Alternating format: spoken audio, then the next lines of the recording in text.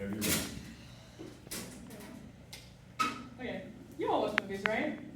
Movies make us feel things, and they use visuals to do so. The vertigo effect is a disorienting visual effect that can be seen throughout many films. It's an effective tool used by filmmakers that makes the audience feel uneasy and dizzy. I'm a film student here at LAVC, and this is my favorite thing I learned in my Cinema 101 class, Understanding Film. None of you guys are film students, as far as I'm aware, so you may not know about this, which is why I'm so excited to share it with you. After my speech, you guys will all know about what the vertigo effect is, and I will tell you what it is, who invented it, and its influence. First, I'll start with what it is.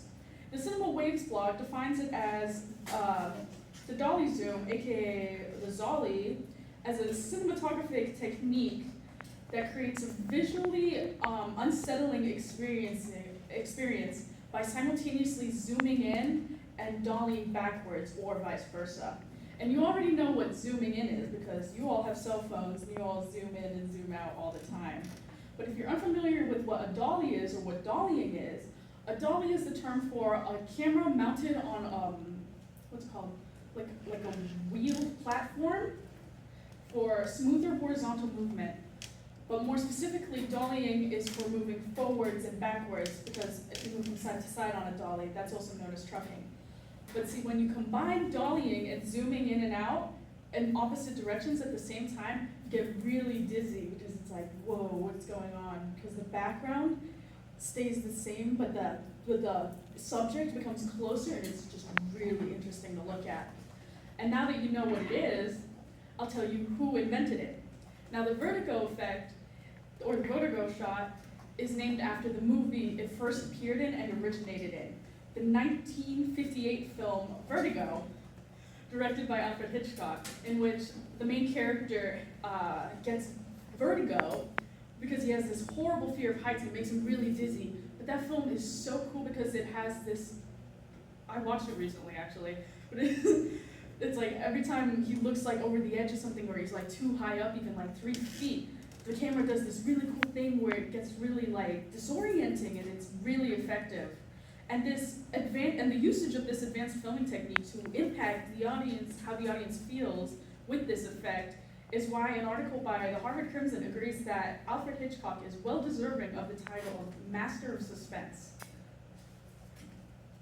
My last point, the influence of the vertigo shot in Alfred Hitchcock's movie. It's impossible, actually, to try to count the examples. I know, because in my research, I tried to look up how many movies use the vertigo effect, and it literally said, we can't tell you because there's too many. See, I've left, like Martin Scorsese, for example, is one of the most famous film directors of all time, known as one of the greatest film directors ever. And his movies, Raging Bull, as well as Goodfellas, for example, also use the vertigo effect. I learned about it in my cinema class. I was also watching Lord of the Rings recently, and I literally freaked out when I saw it. It was so cool. And I brought some examples here too. See, I have in my visual light, I have some camera movements. I don't know if you can see it. I thought the projector was, okay, never mind. Yeah, but see, what is it? The first two are from Alfred Hitchcock's Vertigo, and then there's also Breaking Bad. I actually haven't seen that episode, but when I saw it, I felt really like emotional, even though I wasn't like emotionally attached to the character. I was like, wow, because it's just such an effective technique.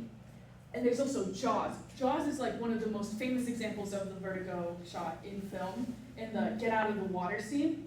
And if you haven't seen Jaws, it's back in theaters this month for its 50th anniversary, just so you know, which I'm very excited about. But in conclusion, the vertigo effect is achieved by zooming and dollying in opposite directions, created by Alfred Hitchcock in 1958, and used in thousands of films that you've seen, probably without knowing. But next time you watch a movie that uses this technique and you feel dizziness or paranoia or even vertigo, you'll know what you're looking at. And it's super cool. So thank you all for listening. Thank you so much.